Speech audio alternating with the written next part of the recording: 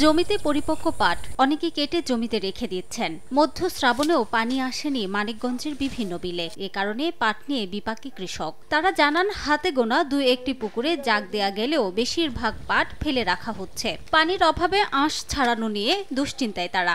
বানের পানি না আসলে এবছর ফলন বিপর্যয়ের আশঙ্কা তাদের। বানের পানি নাই, আমরা এখন সংকটে আছি।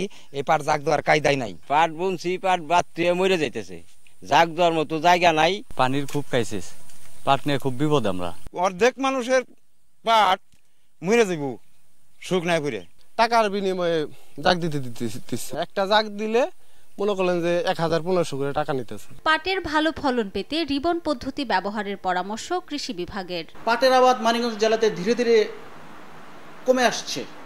এর প্রধান কারণ হলো পানি সমস্যা। আমরা কৃষক ভাইদের অল্টারনেট পদ্ধতি হিসেবে রিবন রেটিংয়ের পরামর্শ দিচ্ছি। তারা রিবন রেটিং পদ্ধতির মাধ্যমেও স্বল্প খরচে স্বল্প সময়ে তারা এই পাট জাগ দেওয়ার কাজটা করতে পারবে। কৃষি বিভাগের তথ্য মতে চলতি মৌসুমে মানিকগঞ্জে ৪,২৭৬ হেক্টর জমিতে পাট চাষ হয়েছে, আর উৎপাদনের লক্ষ্যমাত্রা ধরা হয়েছে ১৭,০০০ মেট্রিক টন।